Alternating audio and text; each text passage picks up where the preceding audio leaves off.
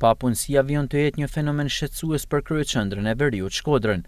Shkalla e lartë e papunësisë ka bërë që të rinjt në fshatin Kosmaq të bashkisë vau idejës të ardhmen e tyre ta shohin jashtë vendit.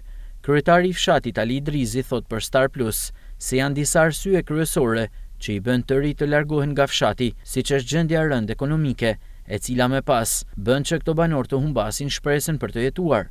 Sipas Idrizit, në fshatin Kosmaq të rinjt përbëjnë vetëm 5% të komunitetit. I vetmi fshat është që është më probleme edhe nga ky televizor edhe herë tjera. Pa tjetër ekonomia ka rarë në të fazë sa që s'ka ku shkon më keq. Ky fshat ka disa tri që janë detyruar për nevojat tyne, familjeve tyne, për të rritë ekonominë e tyne me braktisë vendin dhe shohim vetëm sot këtu që as 5% trive nuk ekzistojnë këtu, vetëm me student që janë në shkollë, tjertë kanë emigru në për vendet botës, me siguru jetesën për familjet e tyne, për plesht, për të më shumë, për njerëzit e vetë, edhe për një të mirë të vetit.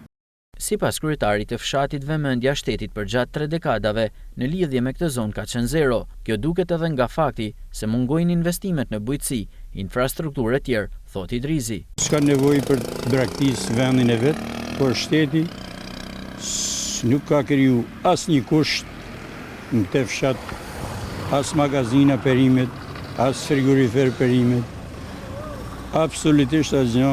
Dëshira për televizor nga Shqipëria ka prekur masivisht të rinjt, ndërkohë edhe Shkodra, e cila njihet si kryeqyteti i papunësisë, është prekur masivisht nga kjo plag, e cila referuar ekspertëve po dëmton ekonominë dhe po prish strukturën e familjes.